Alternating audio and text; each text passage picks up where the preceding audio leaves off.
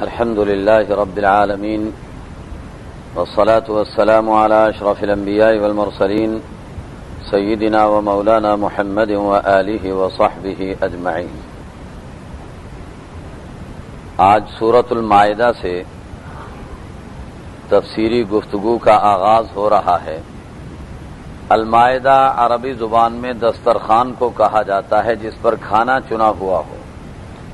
عیسائیوں کے مطالبے پر حضرت عیسیٰ علیہ السلام نے اللہ رب العزت سے جنت کا مائدہ طلب کیا تھا، وہ اتارا گیا تھا۔ اس کا واقعہ سورت کے آخر میں بیان کیا جائے گا۔ اسی واقعے کی مناسبت سے اس سورت کا نام المائدہ رکھا گیا ہے۔ اس سورت کے اندر یہودیوں کی طرف بھی روئے سخن رہے گا اور عیسائیوں کی طرف بھی روئے سخن رہے گا، اور اس کے ساتھ ہی قانون سازی کی باتیں بھی کی جائیں گی اور شرعی قوانین کو مختلف موضوعات پر بیان کیا جائے گا۔ سورت کی ابتدا ہو رہی ہے یا ایھا الذین آمنوا اوفوا بالعقود، اے ایمان والو عہد و پیمان کو پورا کیا کرو۔ عہد و پیمان ظاہر ہے کہ آپ اگر کسی سے کوئی عہد کر لیتے ہیں، معاہدہ کر لیتے ہیں، اس کا پورا کرنا تو واضح ہے اور سمجھ میں آتا ہے، لیکن مفسرین کرام یہ فرماتے ہیں کہ سب سے بڑا معاہدہ کیا ہے؟ بندے کا اللہ کے درمیان سب سے بڑا معاہدہ اشہد ان لا الہ الا اللہ واشہد ان محمدا عبدہ ورسولہ کہہ کر ہو جاتا ہے۔ توحید اور رسالت کے موضوع پر اللہ کی فرما برداری اور اللہ کے احکام کے مطابق زندگی کو گزارنا، یہ سب سے بڑا معاہدہ ہے۔ اور اسی بنا پر پہلے ایمان کی بات کی، یا ایھا الذین آمنوا، اے ایمان والو اوفوا بالعقود، اپنے معاہدوں کو پورا کرو۔ تو ایمان کے تقاضے کے مطابق جو معاہدے کیے گئے ہیں ان کو پہلے نمبر پر پورا کرنے کا حکم دیا گیا ہے۔ اس کے علاوہ بھی اپنی نجی زندگی کے اندر جو عہد و پیمان کیے جائیں انہیں پورا کرنا چاہیے۔ احلت لکم بہیمۃ الانعام الا ما یتلی علیکم۔ اس کے بعد آگے جانوروں کے بارے میں ذکر کیا جا رہا ہے کہ حلال جانور کون سے ہیں، حرام جانور کون سے ہیں۔ قرآن کریم نے یہ بتا دیا کہ جو جانور ہم شمار کر کے بتا رہے ہیں یہ تو حرام سمجھے جائیں گے، اور اس کے علاوہ جانوروں کو حلال قرار دیا جائے گا۔ اس کے ساتھ اضافی طور پر اللہ کے نبی علیہ الصلاۃ والسلام نے احادیث طیبہ کے اندر جن جانوروں کو حرام قرار دے دیا وہ بھی اس کے ساتھ شامل کیے جائیں گے، اور یہ حرام جانوروں کی ایک فہرست سامنے آ جائے گی۔ قرآن کریم نے یہ کہا ہے کہ یا ایھا الذین آمنوا لا تحلوا شعائر اللہ۔ اس فہرست کو بیان کرنے سے پہلے ایک اور مسئلہ قرآن کریم نے چھیڑ دیا، اور وہ مسئلہ یہ ہے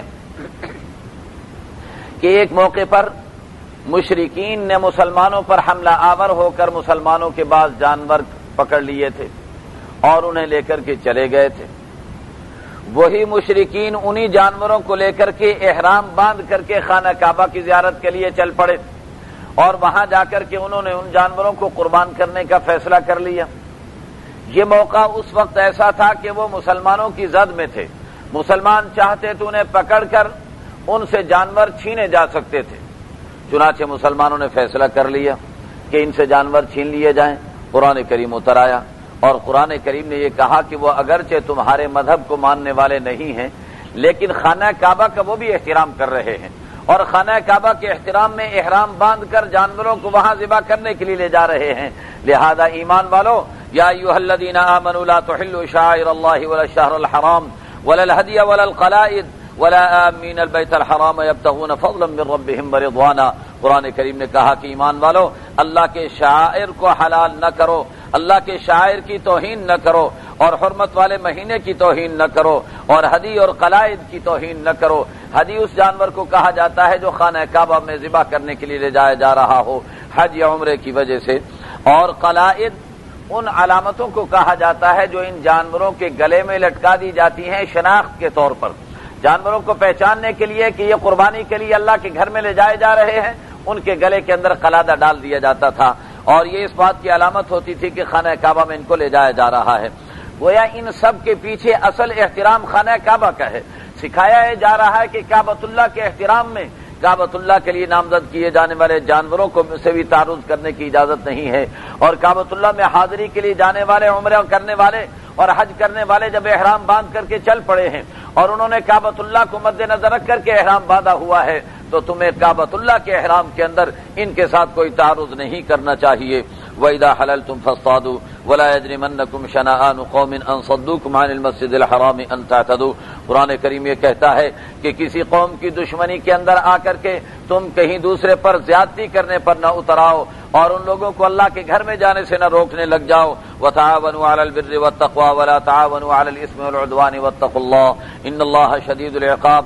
دنیا انسانی معاشرے کا سب سے بڑا ضابطہ قرآن کریم نے بیان فرمایا ہے، جس کے نتیجے کے اندر انسانی معاشرے کو امن والا معاشرہ بنایا جا سکتا ہے، اور وہ ضابطہ کیا ہے؟ تعاونوا علی البر والتقوی، نیکی اور تقوی کے کاموں میں ایک دوسرے کے ساتھ تعاون کرنا چاہیے۔ ولا تعاونوا علی الاثم والعدوان، اور گناہ اور ظلم کے معاملات میں ایک دوسرے کے ساتھ تعاون نہیں ہونا چاہیے۔ آج جو دنیا کے اندر فتنہ اور فساد برپا ہے، اس کی سب سے بڑی وجہ یہ ہے کہ آج انسانیت کی اکثریت ظلم و فساد پر باہمی طور پر متحد ہو چکی ہے، اور وہ امن قائم کرنے والے اور انصاف کی بات کرنے والوں کے خلاف اپنے ظلم و ستم کو روا رکھے ہوئے ہیں۔ تو انہوں نے ایک دوسرے کو تعاون، ظلم اور زیادتی میں تعاون شروع کر دیا ہے، اور جو عدل و انصاف کے اندر تعاون کرنا تھا، نیکی پر تعاون کرنا تھا، وہ مفقود ہو رہا ہے۔ قرآن کریم کہتا ہے واتقوا اللہ، اللہ کا ڈر اپنے اندر پیدا کرو اور یقین کرو کہ ان اللہ شدید العقاب، اللہ بہت بڑا عذاب دینے والے ہیں، بڑا سخت عذاب دینے والے ہیں۔ حرمت علیکم المیتہ، اب ان جانوروں کی فہرست شروع ہو گئی کہ مردار جانور تمہارے لیے حرام ہے، بہتا ہوا خون تمہارے لیے حرام ہے، خنزیر تمہارے لیے حرام ہے، غیر اللہ کے نام پر جو جانور منتخب نامزد کر دیا جائے وہ بھی تمہارے لیے حرام ہے، اسی طرح جو گلا گھٹ کر کے مر جائے وہ بھی حرام ہے، اور جو اوپر سے گر کر کے مر جائے وہ بھی حرام ہے، اور جسے سینگ لگنے سے مر جائے وہ بھی حرام ہے، چوٹ لگنے سے مر جائے وہ بھی حرام ہے، اور اسی طریقے پر اگر کسی درندے نے کسی جانور کو زخمی کر کے مار ڈالا ہو تو وہ بھی حرام ہے۔ وَمَا ذُبِحَ عَلَى النُّصُبِ وَأَن تَسْتَقْسِمُوا بِالْأَزْلَامِ، اور اسی طریقے پر جو درگاہوں پہ لے جا کر کے جانور ذبح کیے جاتے ہیں وہ بھی حرام ہے، اور اسی طرح لاٹری کھولنا جانوروں کی اور تیروں کے ذریعے سے جانوروں کے گوشت کو تقسیم کرنا، وَأَن تَسْتَقْسِمُوا بِالْأَزْلَامِ، یہ بھی حرام ہے۔ یہ حرام جانوروں کی ایک فہرست قرآن کریم نے بیان فرمائی۔ اس کے علاوہ بعض جانور اللہ کے نبی نے احادیث کے اندر بھی بیان فرمائے ہیں۔ ذالکم فسق، یہ گناہ کا کام ہے۔ الیوم یئس الذین کفروا من دینکم فلا تخشوہم واخشون، اللہ فرماتے ہیں کہ آج سے کافر لوگ مایوس ہو چکے ہیں تم لوگوں کے بارے میں کہ اب مسلمانوں کو دین سے نہیں ہٹایا جا سکتا اور اسلام کا راستہ نہیں روکا جا سکتا۔ اس بنا پر اب کافروں کے اندر مایوسی اور بددلی پھیل رہی ہے، لہذا اب تمہاری ذمہ داری یہ ہے کہ تمہیں ڈٹ جانا چاہیے۔ فلا تخشوہم واخشون، ان سے نہ ڈرو، ان کافروں بے ایمانوں سے، بلکہ میرا ڈر اپنے دلوں کے اندر پیدا کر لو۔ یہ ضابطہ بھی ایسا ہے کہ اگر اس کو استعمال کر لیا جاتا، آج کے ہمارے مسلمان حکمران اگر کافروں بے ایمانوں سے ڈرنے کی بجائے اللہ سے ڈرنے لگ جائیں تو اللہ کی قسم کھا کے کہتا ہوں کہ اللہ اس بات کی ضمانت دے رہے ہیں کہ تمہارے معاملات کے اندر وہ تمہارا کچھ نہیں بگاڑ سکتے، لیکن تمہاری ذمہ داری یہ ہوگی کہ اللہ کا ڈر اپنے اندر پیدا کرو اور ان کافروں بے ایمانوں کا ڈر اپنے دلوں سے نکال دو۔ الیوم اکملت لکم دینکم واتممت علیکم نعمتی ورضیت لکم الاسلام دینا، آج کے دن میں نے تمہارا دین مکمل کر دیا، اپنی نعمت کو تم پر تام کر دیا اور اسلام کو تمہارے لیے ضابطۂ حیات کے طور پر منتخب کر دیا ہے۔ یہ وہ آیت ہے جو اسلام کی تکمیل کے سلسلے میں آخری آیت نازل ہوئی ہے۔ عام طور پر لوگوں میں مشہور ہے کہ یہ آخری آیت ہے، یہ تکمیل اسلام کے سلسلے میں آخری آیت ہے، ورنہ نزول کے اعتبار سے آخری آیت آپ پہلے سن چکے ہیں، سورہ بقرہ کے اندر وہ آیت موجود ہے، واتقوا یوما ترجعون فیہ الی اللہ۔ بہر صورت اس آیت کے اندر اللہ نے اسلام کی تکمیل کا اعلان کیا، اور اللہ رب العزت نے اعلان کیا کہ اللہ کی نعمت مکمل ہو چکی اور دنیا انسانیت کے لیے ضابطۂ حیات کے طور پر اب اسلام کا انتخاب ہو گیا۔ اب نہ یہودیت چلے گی، نہ عیسائیت چلے گی، نہ دنیا کا کوئی دوسرا نظام چلے گا، اب نظام چلے گا تو اسلام کا نظام چلے گا۔ قرآن کریم نے اس کا واضح اعلان کر دیا۔ ایک موقع پر ایک یہودی آیا اور حضرت عمر رضی اللہ تعالیٰ عنہ سے کہنے لگا کہ آپ کے قرآن میں ایک ایسی آیت ہے اگر ہمارے مذہب میں ہوتی، ہماری کتاب میں ہوتی تو ہم اس کے نازل ہونے کے دن کو عید قرار دے دیتے اور اس دن کے اندر ہم جشن منایا کرتے۔ حضرت عمر رضی اللہ عنہ نے فرمایا کہ ہم تم سے زیادہ جانتے ہیں جس دن میں اتری تھی اور جس موقع پر اتری تھی وہ تو پہلے سے ہمارے لیے جشن کا دن بنا ہوا ہے کہ 9 ذی الحجہ تھی، عرفات کا دن تھا، سارے مسلمان جمع ہو کر عرفات کے میدان میں اکٹھے تھے، وہاں اللہ نے اس آیت کو نازل کیا تھا اور مسلمان ہر سال 9 ذی الحجہ کو عرفات کے میدان میں جمع ہوتے ہیں۔ اللہ کا حکم بھی پورا ہوتا ہے اور اس آیت کے نزول کی خوشیوں میں جشن خود بخود پیدا ہو جاتا ہے اور خود بخود بن جاتا ہے، اس لیے ہمیں علیحدہ سے کوئی جشن منانے کی کوئی ضرورت نہیں ہے۔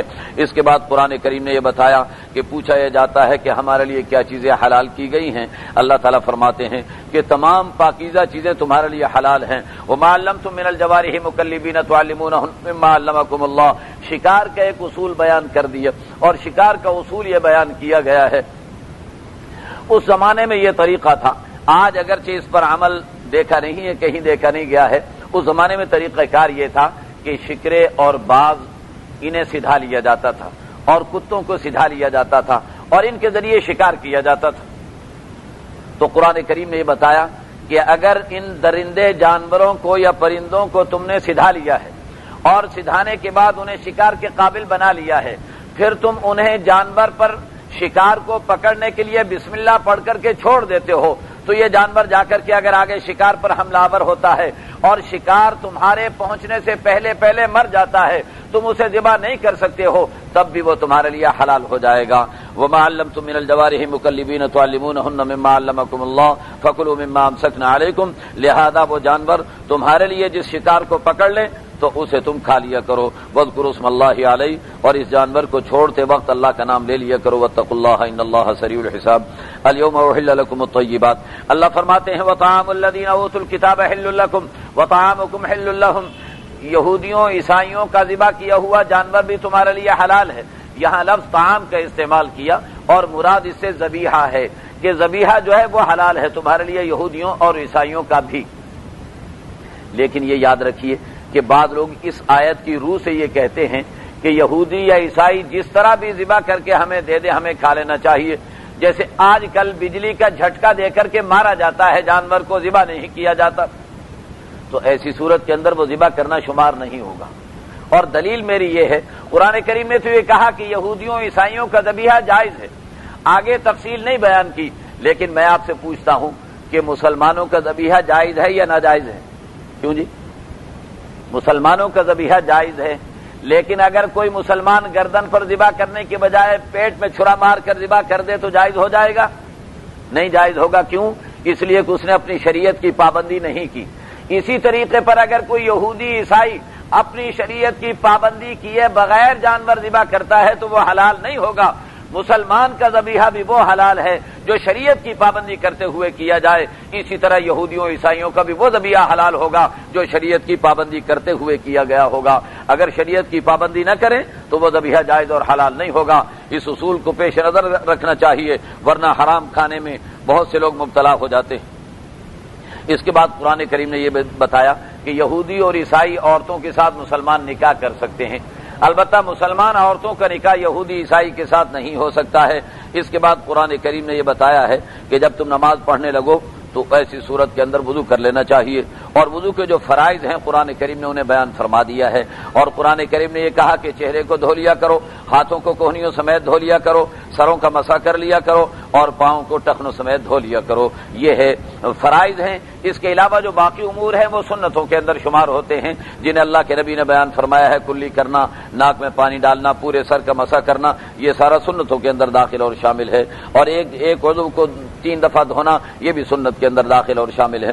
وَإِن كُنتُمْ جُنُبًا فَطَهَّرُوا، لیکن اگر تم جنابت کی حالت میں ہو، بڑی ناپاکی تمہیں ہے، جیسے میاں بیوی آپس میں ملتے ہیں، تو ایسی صورت کے اندر حکم یہ ہے کہ فَطَهَّرُوا، ایسی صورت میں صرف وضو سے کام نہیں چلے گا، طہارت کے اندر تمہیں مبالغہ آرائی کرنی پڑے گی، اور مبالغہ آرائی یہ ہوگی کہ پورے جسم کو دھونا پڑے گا، لہذا ایسی صورت کے اندر غرارہ کیا جائے گا، ناک میں پانی ڈالا جائے گا اور پورے جسم کو دھویا جائے گا۔ یہ 3 فرض ہیں جس کے ذریعے سے انسان پاک ہو سکتا ہے۔ روزے کی حالت کے اندر اس میں منہ میں جب پانی ڈالا جائے تو صرف کلی کرنا کافی ہے، غرارہ کرنے کی ضرورت نہیں ہوتی غسل جنابت کے اندر۔ اسی طرح ناک میں صرف پانی ڈالنا کافی ہے، باریک نرم ہڈی تک اسے چڑھانے کی ضرورت نہیں ہوتی روزے کی حالت میں، اس کے علاوہ جائز ہے۔ اور اس کے علاوہ جو ہے وہ نرم ہڈی تک پانی لے جانا اور غرارہ کرنا یہ فرض ہے اس کے اندر، غسل کے اندر۔ بعض لوگ یہ سمجھتے ہیں کہ روزے کی حالت میں صرف کلی کر لی جائے، ناک میں پانی دے دیا جائے، لیکن جب افطاری کریں تو غرارہ دوبارہ کریں، یہ غلط مشہور ہے، اس کی کوئی حیثیت نہیں ہے۔ اسی طریقے پر بعض لوگ یہ سمجھتے ہیں کہ حالت جنابت کا اگر غسل کرنا ہو تو نہانے کے ساتھ ساتھ کلمہ بھی پڑھنا پڑے گا پاک ہونے کے لیے، یہ بھی غلط تصور ہے۔ سینہ گزٹ کا مسئلہ ہے، یہ شریعت کا مسئلہ نہیں ہے۔ شریعت کا مسئلہ تو یہ ہے کہ کلمہ پڑھنے کی کوئی ضرورت نہیں ہے، پورے جسم کو دھو ڈالیے، کلی کر لیجئے، ناک میں پانی دے لیجئے، غسل جنابت ہو جائے گا۔ وَإِن كُنتُم مَرْضَىٰ أَوْ عَلَىٰ سَفَرٍ، بیماری کی حالت میں یا سفر کی حالت میں تیمم کرنے کی اجازت دی گئی ہے۔ اور پھر اللہ رب العزت فرماتے ہیں ایمان والو كُونُوا قَوَّامِينَ لِلَّهِ شُهَدَاءَ بِالْقِسْطِ، اللہ کے لیے انصاف قائم کرنے والے بنو اور انصاف کے گواہ بنو۔ وَلَا يَجْرِمَنَّكُمْ شَنَآنُ قَوْمٍ عَلَىٰ أَلَّا تَعْدِلُوا، کسی قوم کی دشمنی کے اندر آ کر کے عدل و انصاف کا دامن ہاتھ سے نہ چھوڑو۔ اعدلوا هو اقرب للتقوى، عدل و انصاف کرتے رہا کرو، یہی تقوی کے زیادہ قریب ہے۔ واتقوا اللہ ان اللہ خبیر بما تعملون۔ اس کے بعد اللہ رب العزت نے ایک اور نعمت کا تذکرہ کیا، یا ایھا الذین آمنوا اذکروا نعمت اللہ علیکم اذ ہم قوم ان یبسطوا الیکم ایدیہم فکف ایدیہم عنکم واتقوا اللہ وعلی اللہ فلیتوکل المؤمنون۔ اللہ فرماتے ہیں ایمان والو اس نعمت کو یاد کرو جبکہ اللہ نے کافروں کو تم سے ہٹا دیا تھا۔ ہوا یہ تھا کہ مسلمان صلح حدیبیہ کے موقع پر جب یہاں پر آئے ہوئے تھے، کافروں نے حملہ آور ہونے کا پروگرام بنایا تھا، تو اللہ رب العزت نے کافروں پر روب ڈالا مسلمانوں کا، جس کے نتیجے میں وہ حملہ نہ کر سکے، اور اس طریقے پر اللہ نے مسلمانوں کی حفاظت فرما لی۔ اللہ فرماتے ہیں کہ وہ چاہتے وہ اپنے گھروں میں تھے، ان کے پاس بڑی تعداد تھی، ان کے پاس اسلحہ تھا، وہ چاہتے تو تم پر حملہ آور ہو کر تم سب کو ختم کر سکتے تھے، لیکن اللہ نے احسان کیا اور فکف ایدیہم عنکم، اللہ نے ان کے ہاتھوں کو تم سے روک دیا، لہذا تم اللہ کی نعمت پر اس کا شکر ادا کرو۔ پھر اللہ رب العزت نے یہودیوں کا تذکرہ شروع فرما دیا اور فرمایا کہ یہودیوں سے اللہ نے عہد و پیمان لیے، اور عہد و پیمان لے کر 12 نگران متعین کر دیے۔ 12 قبیلے تھے، 12 قبیلوں میں ہر قبیلے کے ایک نگران متعین کیا کہ یہ دیکھتا رہے کہ عہد و پیمان کو پورا کیا جاتا ہے یا نہیں کیا جاتا ہے۔ انہوں نے خیانت کی اور ان وعدوں کو پورا نہیں کیا۔ اللہ رب العزت ارشاد فرماتے ہیں فبما نقضهم ميثاقهم لعناهم وجعلنا قلوبهم قاسية، ان کے عہد و پیمان کو توڑنے کی وجہ سے ہم نے انہیں ملعون قرار دے دیا اور ان کے دلوں کو پتھر کر دیا کہ یہ اللہ کے کلام سے متاثر ہی نہیں ہوتے۔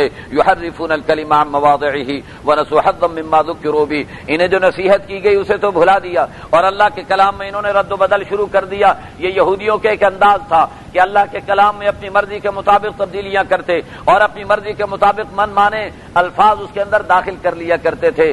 آج مسلمانوں کے اندر اگرچہ اللہ کے کلام میں تبدیلی کی ہمت تو نہیں ہے، لیکن بعض ایسے مسلمان نظر آتے ہیں جو قرآن کریم کے معانی کو اپنی مرضی کے مطابق ڈھالتے ہیں، یہود و نصارہ سے نظریات کو لے کر کے آتے ہیں اور قرآن کی روشنی کے اندر لوگوں کے سامنے انہیں پیش کر کے اور قرآن کریم کو نظریات کے مطابق ڈھالنے کی کوشش کرتے ہیں۔ جس طرح وہ یہودی قابل مذمت تھے، اس طرح یہ لوگ بھی قابل مذمت ہیں جو قرآن کے معانی کو اپنی مرضی کے معنی پہناتے ہیں اور قرآن کے الفاظ کو اپنی مرضی کی تفسیر دینے کی کوشش کرتے ہیں۔ قرآن کریم کہتا ہے کہ وَلَا تَزَالُ تَطَّلِعُ عَلَىٰ خَائِنَةٍ مِّنْهُمْ، یاد رکھو یہ بددیانت لوگ ہیں، بددیانتی کا مظاہرہ کرتے ہی رہتے ہیں، آپ ان سے درگزر کر دیجئے، اللہ ان کے معاملے کو خود سنبھال لیں گے۔ وَمِنَ الَّذِينَ قَالُوا إِنَّا نَصَارَىٰ أَخَذْنَا مِيثَاقَهُمْ، پھر اللہ فرماتے ہیں عیسائیوں سے بھی اللہ نے عہد و پیمان لیا تھا، میثاق لیا تھا، انہوں نے بھی پورا نہ کیا تو ہم نے ان کے درمیان دشمنیاں ڈال دیں۔ وَسَوْفَ يُنَبِّئُهُمُ اللَّهُ بِمَا كَانُوا يَصْنَعُونَ يَا أَهْلَ الْكِتَابِ قَدْ جَاءَكُمْ رَسُولُنَا يُبَيِّنُ لَكُمْ، اے اہل کتاب اب ہمارے رسول آ گئے، محمد رسول اللہ صلی اللہ علیہ وسلم تشریف لے آئے اور وہ آئے ہیں تمہارے پاس، تمہیں اللہ کا کلام سنا رہے ہیں اور اس کے ساتھ ہی وہ تم لوگوں کے پاس اللہ کا نور لے کر کے آئے ہیں، قرآن کریم لے کر کے آئے ہیں۔ یہدی بہ اللہ من اتبع رضوانہ سبل السلام، وَيُخْرِجُهُم مِّنَ الظُّلُمَاتِ إِلَى النُّورِ بِإِذْنِهِ وَيَهْدِيهِمْ إِلَى صِرَاطٍ مُّسْتَقِيمٍ۔ اللہ فرماتے ہیں یہ نبی جو قرآن لے کر کے آئے ہیں، اس قرآن کے ذریعے جو اللہ کی رضامندی کا طلبگار بنے گا اللہ اسے جنت کے راستے کی ہدایت عطا فرمائیں گے، اور اندھیروں کفر کے اندھیروں سے نکال کر اسلام کی روشنی اسے عطا فرما دیں گے۔ وَيَهْدِيهِمْ إِلَى صِرَاطٍ مُّسْتَقِيمٍ، اور انہیں صراط مستقیم کی ہدایت عطا فرما دی جائے گی۔ لَقَدْ كَفَرَ الَّذِينَ قَالُوا إِنَّ اللَّهَ هُوَ الْمَسِيحُ ابْنُ مَرْيَمَ، پھر عیسائیوں کا تذکرہ جاری ہے، اور اللہ فرماتے ہیں وہ کافر بے ایمان ہیں جو عیسیٰ علیہ السلام کو اللہ کا بیٹا قرار دیتے ہیں، حالانکہ عیسیٰ تو مریم کے بیٹے تھے۔ قُلْ فَمَن يَمْلِكُ لَكُم مِّنَ اللَّهِ شَيْئًا إِنْ أَرَادَ أَن يُهْلِكَ الْمَسِيحَ ابْنَ مَرْيَمَ وَأُمَّهُ وَمَن فِي الْأَرْضِ جَمِيعًا۔ کیسی عقلی دلیل پیش کی ہے۔ اللہ فرماتے ہیں اگر عیسیٰ اللہ کے بیٹے ہیں اور مریم اللہ کی بیوی ہیں تو بتاؤ اگر اللہ عیسیٰ اور مریم کی گرفت کرنے پر آ جائیں اور انہیں پکڑنے لگیں تو کون انہیں بچا سکے گا اللہ سے، اور کون ان کو اللہ سے چھڑا سکتا ہے؟ اللہ فرماتے ہیں دنیا کی کوئی طاقت میری گرفت سے ان کو نہیں بچا سکے گی۔ اس بنا پر یہ خدا کبھی ہو ہی نہیں سکتے ہیں، یہ اللہ کے بندے ہیں، برگزیدہ بندے ہیں۔ اللہ نے عیسیٰ علیہ السلام کو نبوت عطا فرمائی، لیکن انہیں اللہ قرار دینا یہ عیسیٰ علیہ السلام کی گستاخی کے اندر داخل اور شامل ہوگا۔ وَلِلَّهِ مُلْكُ السَّمَاوَاتِ وَالْأَرْضِ وَمَا بَيْنَهُمَا يَخْلُقُ مَا يَشَاءُ۔ آگے قرآن کریم کہتا وَقَالَتِ الْيَهُودُ وَالنَّصَارَىٰ نَحْنُ أَبْنَاءُ اللَّهِ وَأَحِبَّاؤُهُ۔ یہود و نصارہ کا یہ بھی دعویٰ کہ ہم اللہ کی پسندیدہ قوم ہیں، اللہ کی منتخب قوم ہے۔ یہودی بھی یہ کہتے ہیں، عیسائی بھی یہ کہتے ہیں، اور آپ حضرات نے سنا ہوگا اس وقت عیسائیت کا جو علمبردار اور اسلام کے خلاف، اسلام کا سب سے بڑا دشمن جس نے اسلام کے خلاف جنگ چھیڑی ہوئی ہے، اس کا بھی اس نے بیان دیا تھا اور یہ کہا تھا کہ مجھے اللہ نے منتخب کیا ہے۔ قرآن کہہ رہا کہ یہودیوں اور عیسائیوں کا یہ انداز اور وتیرہ ہے۔ وہ کیا کہتے ہیں؟ نحن ابناء اللہ واحباؤہ، ہم اللہ کی اولاد ہیں، اللہ کے محبوبین میں شامل ہیں۔ اللہ فرماتے ہیں فلم یعذبکم بذنوبکم بل انتم بشر ممن خلق۔ اللہ فرماتے ہیں اگر تم اللہ کے بیٹے ہوتے، اللہ کے محبوب ہوتے تو اللہ تم پر عذاب کیوں نازل کرتے؟ لہذا تم اللہ کے بیٹے یا محبوب نہیں ہو، یاد رکھو اللہ کے بندے ہو۔ انتم بشر ممن خلق، اللہ نے جتنے انسان پیدا کیے ہیں ان انسانوں میں سے تم بھی ہو۔ یغفر لمن یشاء ویعذب من یشاء۔ پھر قرآن کہتا ہے یا اہل الکتاب قد جاءکم رسولنا یبین لکم علی فترۃ من الرسل۔ اس کے بعد قرآن کریم نے یہودیوں کا تذکرہ شروع کیا، اور یہودیوں کے تذکرے کے اندر قرآن کریم یہ ان پر اپنی نعمتوں کو ذکر فرما رہا ہے۔ قرآن کریم یہ بتا رہا ہے کہ دیکھو یہودیوں کو اللہ نے دو صلاحیتیں، دو قیادتیں عطا فرمائی تھی۔ دو ہی قیادتیں انسانیت کی ہوتی ہیں، یا سیاسی اعتبار سے قیادت ہوگی یا مذہبی اعتبار سے قیادت ہوگی۔ اللہ فرماتے ہیں اذکروا نعمت اللہ علیکم اذ جعل فیکم انبیاء وجعلکم ملوکا۔ نبی بھی تمہارے اندر اللہ نے پیدا کیے، بادشاہ بھی تمہارے اندر اللہ نے پیدا کیے، تو مذہبی قیادت بھی اللہ نے تمہیں دی، سیاسی قیادت بھی اللہ نے تمہیں دی۔ لہذا اللہ کا شکر ادا کرتے ہوئے تمہیں شرافت کا مظاہرہ کرنا چاہیے تھا، اللہ کے احکام کی پابندی کا مظاہرہ کرنا چاہیے تھا، لیکن تم نے کیا کیا؟ تم نے اللہ رب العزت کی مخالفت شروع کر دی۔ موسیٰ علیہ السلام نے اپنی قوم سے کہا کہ میری قوم، یہ بیت المقدس پر عمالقہ کا قبضہ ہو چکا ہے، اسے آزاد کرانے کا اللہ نے ہمیں حکم دیا ہے، لہذا ہم جہاد کریں گے اور اسے آزاد کرائیں گے۔ عمالقہ اس دور کی ایسی قوم تھی جیسے آج کے دور کی امریکی قوم ہے۔ جس طریقے پر امریکہ والے آج کے دور میں طاقت اور قوت میں سب سے بڑے سمجھے جاتے ہیں، ایسے اس دور کے اندر عمالقہ طاقت اور قوت میں سب سے بڑے سمجھے جاتے تھے، اور انہیں بیت المقدس پر انہوں نے قبضہ کر رکھا تھا۔ تو حضرت موسیٰ علیہ السلام نے اپنی قوم سے کہا کہ بیت المقدس کو آزاد کرانے کے لیے ہمیں جہاد کرنا ہے، تو قوم نے کیا جواب دیے؟ قوم نے کہا کہ ان فیہا قوما جبارین وانا لن ندخلها حتى يخرجوا منها فان يخرجوا منها فانا داخلون۔ کہنے لگے جی دیکھو بات یہ ہے کہ یہ تو بڑے زبردست لوگوں کا وہاں پر قبضہ ہے، لہذا جب تک وہ نکلیں گے نہیں ہم بیت المقدس میں داخلے کے لیے نہیں جائیں گے۔ بیچ میں سے دو آدمی کھڑے ہو گئے، ایمان والے تھے، اللہ سے ڈرنے والے تھے، کہنے لگا ادخلوا علیہم الباب فاذا دخلتموه فانکم غالبون۔ ارے اللہ کا نام لے کے آگے بڑھو تو صحیح، قدم تو آگے بڑھاؤ نا، اللہ تمہیں غلبہ نصیب فرما دیں گے۔ قالوا یا موسیٰ انا لن ندخلها ابدا ما داموا فیہا۔ لیکن سارے بیک زبان کہنے لگے کہ موسیٰ ہم کبھی بھی نہیں جائیں گے، بیت المقدس میں کبھی داخل نہیں ہوں گے، وہ بڑے طاقت والے لوگ ہیں، ان کا مقابلہ ہم نہیں کر سکتے۔ میرے بھائیو ذرا سوچو تو صحیح، جو بات اس وقت کے یہودی کہہ رہے تھے وہی بات آج کا مسلمان کہہ رہا ہے کہ صاحب آج کا کفر بڑا طاقت والا ہے، آج کے کفر کے پاس بڑی جدید ٹیکنالوجی ہے، ان کا مقابلہ ہم کیسے کر سکتے ہیں؟ ملاؤں کو چاہیے کہ جا کر کے لڑیں اور جہاد کریں، اپنے رب کو لے کر کے چلے جائیں، جہاد کریں، ہم نہیں جا سکتے۔ بالکل وہی بات جو اس دور کا یہودی کہہ رہا تھا، وہی بات آج کے بعد مسلمان بھی کہنے لگ گئے ہیں۔ انہوں نے کیا کہا تھا؟ فَاذْهَبْ أَنْتَ وَرَبُّكَ فَقَاتِلَا إِنَّا هَاهُنَا قَاعِدُونَ، جائیے آپ اپنے رب کو لے کر کے جائیے اور جہاد کیجئے، ہم تو یہیں بیٹھے ہوئے ہیں۔ قال ربی انی لا املک الا نفسی واخی فافرق بیننا وبین القوم الفاسقین۔ حضرت موسیٰ علیہ السلام کہنے لگے کہ مولا اب میں کیا کروں، میں تو اپنا مالک ہوں، اپنے بھائی پر اپنا زور چلا سکتا ہوں، لیکن ان فاسقوں کا میں کیا کروں جو تیرا حکم توڑ رہے ہیں، میرا ان سے کوئی واسطہ اور تعلق نہیں ہے۔ قال فإنها محرمۃ علیہم 40 سنہ یتیہون فی الارض، جہاد چھوڑنے کی نحوست سے اللہ رب العزت نے ان لوگوں کو 40 سال تک میدان تیہ کے اندر پھرایا اور ان کو بطور سزا کے میدان تیہ کے اندر کھلے آسمان کے نیچے رکھا، اور پھر بعد میں ان پر اللہ نے رحم فرمایا۔ اس کے بعد اللہ رب العزت نے ایک اور واقعے کا تذکرہ فرمایا ہے، اور وہ واقعہ ہے حضرت آدم علیہ السلام کے دو بیٹوں کا۔ اور اس واقعے کے ضمن کے اندر اللہ دراصل خیر و شر کی وہ لڑائی جو روز ازل سے جاری ہے، ازل سے ستیزہ کار رہا ہے، ازل سے تابع ابد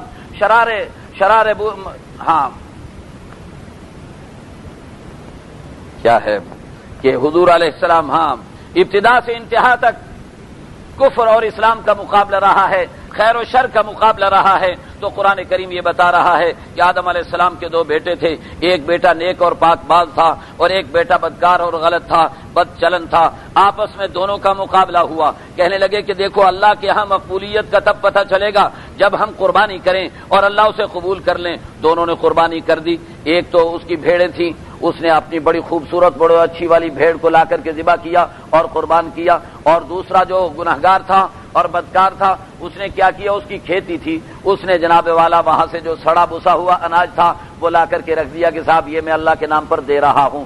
اس زمانے میں طریقہ یہ ہوتا تھا، قربانی کی قبولیت کی علامت یہ ہوتی تھی کہ آسمان سے آگ آتی، قربانی کو جلا کر کے چلی جاتی۔ آسمان سے آگ آئی، حابیل کی قربانی کو جلا کر کے چلی گئی اور قابیل کی قربانی رکھی رہ گئی۔ پتہ چلا کہ قابیل جو ہے اس کی قربانی اللہ نے قبول نہیں فرمائی، تو وہ غصے میں آ گیا، اور غصے میں آ کر کے اب غصہ تو اللہ پر اتارتا، نعوذ باللہ ثم نعوذ باللہ، کہ اللہ نے اس کی قربانی رد کی تھی، لیکن اس نے غصہ جو اپنا اس نیک آدمی پر اتارنا شروع کر دیا۔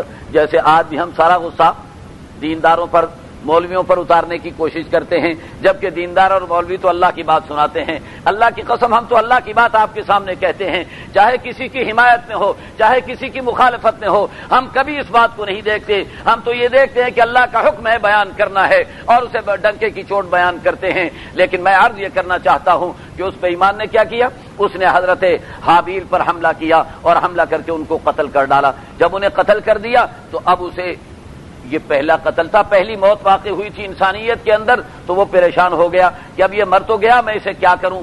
تو بعض روایتوں سے، اسرائیلی روایات سے پتہ چلتا ہے کہ 3 دن تک وہ کمر پر اس کی لاش کو لے کر کے جنگل میں پھرتا رہا کہ کیا کروں، کہاں جاؤں۔ اس کا ذہن معوف ہو گیا کہ میں نے یہ کیا کر لیا ہے۔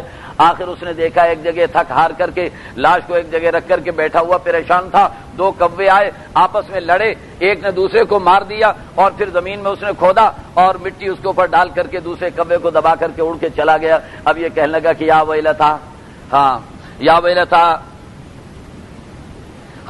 یہ کہنے لگا کہ کتنے افسوس کی بات ہے کہ میں کوے سے بھی گھٹیا ہو گیا ہوں کہ کوے کو تو اپنے بھائی کی لاش چھپانی آتی ہے اور مجھے نہیں آتی۔ پھر اس نے کھدائی کی اور کھدائی کر کے اس کے اپنے بھائی کی قبر بنائی۔ بہر صورت قرآن کریم نے یہ کہا ہے کہ دیکھیے یہ جو قتل ہوا تو اس قتل کے نتیجے میں اللہ نے یہ فیصلہ کر دیا، من قتل نفسا بغیر نفس او فساد فی الارض فکانما قتل الناس جميعا۔ ایک انسان کی جان کی قدر و قیمت اتنی زیادہ ہے کہ ایک انسان کو قتل کرنے پر پوری دنیا کے انسانوں کے قتل کا گناہ ملے گا، اور اگر کوئی انسان مر رہا ہو اسے اگر اس کی زندگی بچا لی اور اسے زندگی دے دی تم نے تو اس کے نتیجے کے اندر تمہیں اتنا ثواب ملے گا جتنا پوری دنیا کے انسانوں کو زندہ کیا ہوگا۔ اس کے بعد اللہ رب العزت نے ڈاکے کے لیے قوانین بیان فرمائے ہیں، باغیوں کے لیے قوانین بیان فرمائے ہیں کہ ڈاکہ زنی کرنے والے اور بغاوت کرنے والے ان کی سزا یہ ہوگی کہ ان کے دایاں ہاتھ اور بایاں پاؤں مخالف سمت سے کاٹ دیا جائے اور انہیں سولی پر چڑھا دیا جائے یا انہیں ملک بدر کر دیا جائے۔ مختلف حالات کے اعتبار سے مختلف احکام ان کے بارے میں بیان فرما دیے اور یہ بتایا کہ دنیا کے اندر تو انہیں ذلیل کیا جائے گا اور آخرت کے اندر بھی ان کے لیے بہت بڑا عذاب ہے۔ اب مجھے بتائیے اگر یہ سزائیں جاری کر دی جائیں تو کیا ڈاکے پڑتے رہیں گے؟ ڈاکے فوری طور پر بند ہو سکتے ہیں۔ اصل میں آج کل ہمارے ہاں صورتحال یہ ہے کہ ہم ڈاکے کا تو مقابلہ کرتے ہیں، ڈاکو کا مقابلہ نہیں کیا جاتا۔ اور اسلام جو ہے وہ ڈاکوؤں کا اور بد کرداروں کا علاج بتاتا ہے۔ اسلام کہتا ہے کہ بد کرداروں کا علاج کر دو، اس لیے کہ ڈاکہ اپنے طور پر کہیں نہیں پایا جائے گا، کسی انسان کے ضمن میں پایا جائے گا۔ یہ جتنے جرائم ہیں یہ مجرمین کے ضمن کے اندر پائے جاتے ہیں، لہذا جرائم کا مقابلہ نہیں ہوتا، مجرمین کا مقابلہ ہوتا ہے، اور مجرمین کو ختم کرو گے تب جا کر کے یہ خاتمہ ہوگا۔ قرآن کریم نے یہ ضابطہ بتا دیا۔ البتہ یہ بھی بتایا ہے کہ اگر ان ڈاکوؤں میں پکڑے جانے سے پہلے، گرفتار ہونے سے پہلے کوئی توبہ تائب ہو جاتا ہے تو ایسے شخص کو اللہ تعالیٰ معاف فرما دیں گے۔ اور یہ بھی ایک مشکل حالات کا حل بتایا گیا ہے کہ ایسے موقع پر جبکہ مجبوری ہو اور ڈاکو اس قدر زیادہ ہو جائیں تو ان کے لیے عام معافی کا اعلان قرآن کریم کی روشنی کے اندر کیا جا سکتا ہے تاکہ اس مسئلے کو خوش اسلوبی کے ساتھ حل کیا جا سکے۔ اس کے بعد قرآن کریم نے چور کی سزا بیان کی ہے کہ چور کے ہاتھ کاٹا جائے گا، اور چور کا ہاتھ کاٹا جائے گا، دایاں ہاتھ اس کا کاٹیں گے۔ اور پھر اللہ رب العزت نے یہودیوں کی کچھ باتیں بیان فرمائیں، اور یہودیوں کی باتیں بیان فرمانے کے بعد اللہ رب العزت نے پھر قانون سازی کی ہے قتل کے بارے میں اور زخمی کرنے کے بارے میں۔ قرآن کریم یہ کہتا ہے، پہلے تو قرآن نے یہ بتایا وَمَن لَّمْ يَحْكُم بِمَا أَنزَلَ اللَّهُ فَأُولَٰئِكَ هُمُ الْكَافِرُونَ، جو اللہ کے نازل کردہ قرآن کے مطابق فیصلہ نہ کرے ایسا انسان کافر ہے، مسلمان نہیں ہو سکتا۔ قرآن یہ کہتا ہے کہ ہم نے یہ فیصلہ کیا ہے النفس بالنفس والعین بالعین والانف بالانف والاذن بالاذن، اس میں ان لگا دے تو منصوب ہو جائے گا، اور دوسری قرات کے مطابق والعین بالعین مرفوع ہے اور یہ محل ان پر عطف ڈالا جا رہا ہے۔ خیر، قرآن کریم یہ کہہ رہا ہے کہ جان کے بدلے جان لی جائے گی، آنکھ کے بدلے آنکھ لی جائے گی، ناک کے بدلے ناک لی جائے گی، کان کے بدلے کان کاٹا جائے گا، دانت کے بدلے دانت توڑا جائے گا، اور زخموں کا قصاص لیا جائے گا۔ فمن تصدق به فهو کفارۃ اللہ۔ ضابطہ بیان کرنے کے بعد قرآن کا کیسا خوبصورت انداز ہے، ضابطہ بیان کر دیا، قانون بیان کر دیا، پھر ساتھ ہی کہہ دیا کہ بھائی اگر تم معاف کر دو گے تو یہ زیادہ بہتر ہوگا، معافی کرنے کی تلقین بھی اس کے ساتھ ہی فرما دی۔ پھر قرآن کہتا ہے وَمَن لَّمْ يَحْكُم بِمَا أَنزَلَ اللَّهُ فَأُولَٰئِكَ هُمُ الظَّالِمُونَ، جو اللہ کے نظام پر ایمان لانے کے باوجود بھی اس پر عمل نہ کرے تو ایسا شخص بڑا ظالم شمار ہوگا اور ظالم قرار دیا جائے گا۔ اس کے بعد اللہ رب العزت نے فرمایا یا ایھا الذین آمنوا لا تتخذوا اليهود والنصارى اولیاء، اے ایمان والو یہود و نصارہ کو اپنا دوست نہ بناؤ، بعضهم اولیاء بعض، یہ آپس میں دوست تو ہو سکتے ہیں، ایمان والوں کے کبھی دوست نہیں ہو سکتے۔ ومن يتولهم منکم فانه منهم، جو ان سے دوستی لگائے گا وہ انہی کے اندر شمار کر لیا جائے گا۔ لہذا جو یہود و نصارہ سے مذاکرات کر کے ان کے ساتھ دوستیاں اور تعلقات قائم کرنے کی کوشش کر رہے ہیں، قرآن کی نگاہ میں وہ بھی یہودی اور نصارہ ہیں، اسلام کے ساتھ ان کا کوئی تعلق نہیں ہے۔ قرآن کریم یہ کہتا ہے کہ یہ عیب کیا، یہ عذر کیا پیش کرتے ہیں یہودیوں کے ساتھ دوستی لگانے کا اور عیسائیوں کے ساتھ دوستی لگانے کا؟ کہتے ہیں کہ عذر یہ پیش کرتے ہیں کہ نخشى ان تصیبنا دائرہ، کہتے یہ ہیں کہ ہماری تجارت، ہماری معیشت تباہ ہو سکتی ہے۔ معیشت اور تجارت کو سہارا دینے کے لیے آج کی یہودیت اور عیسائیت سے تعلقات ضروری ہیں، یہ کہا جاتا ہے۔ قرآن کریم یہ کہتا ہے کہ اللہ چاہیں تو تمہاری بنی ہوئی معیشت کو بگاڑ دیں اور اللہ چاہیں تو تمہاری بگڑی ہوئی معیشت کو سنوار دیں، تو پھر تم کیا کرو گے؟ اس بنا پر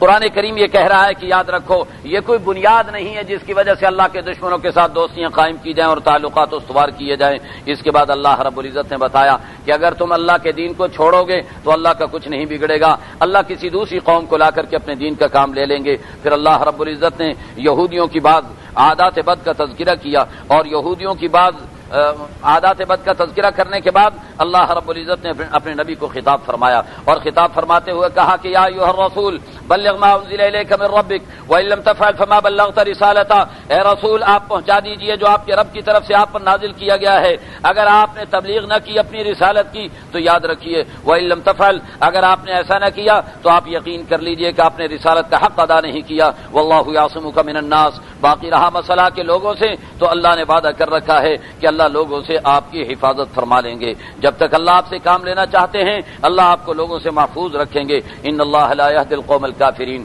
اس کے بعد اللہ رب العزت نے عیسائیوں اور ان کے عقیدے کا تذکرہ کیا اور ان کے عقیدے کی تردید فرمائی۔ پھر اللہ رب العزت نے آخر میں یہ فرمایا یا اہل الکتاب لا تغلوا فی دینکم غیر الحق، اے اہل کتاب اپنے دین کے بارے میں غلو اور مبالغہ آرائی سے کام نہ لو اور اپنی خواہشات کے پیچھے چل کر کے اپنی عاقبت کو نہ بگاڑو اور اپنی عاقبت کو تباہ نہ کرو۔ پھر اللہ رب العزت نے یہودیوں عیسائیوں کا مشترکہ تذکرہ کر کے فرمایا ہے کہ پہلے نمبر پر تمہارے دشمن یہودی ہیں، दूसरे नंबर पर मुशरिकीन हैं और तीसरे नंबर पर ईसाई हैं। ये कुरान करीम ने इसको बयान किया है। और कुरान करीम ये कहता है कि ईसाइयों के अंदर चूंकि क़िसीस और रुहबान होते हैं और उनके अंदर कुछ न कुछ दीन की तरफ रुजू मौजूद होता है और उनके अंदर तकब्बुर नहीं होता, इस बिना पर इनसे तवक्को रखी जाती है कि मुसलमानों की हिमायत कर सकते हैं। इस सिलसिले के अंदर एक सवाल उठ सकता है, उस पर मैं इंशाअल्लाह कल बात करूंगा। वो बड़ा अहम सवाल है कि आज तो मुसलमानों की जंग ईसाइयों से हो रही है और ईसाई सबसे ज्यादा मुसलमानों के दुश्मन बने हुए हैं और कुरान ने ये कहा है कि यहूदियों और मुशरिकीन के मुकाबले में ईसाई तुम्हारे करीबी हैं। तो इसकी क्या वजह है और इसका मफहूम क्या है, इस पर इंशाअल्लाह कल गुफ्तगू करेंगे। छठा पारा मुकम्मल हुआ, कल इंशाअल्लाह सातवां पारा शुरू करेंगे।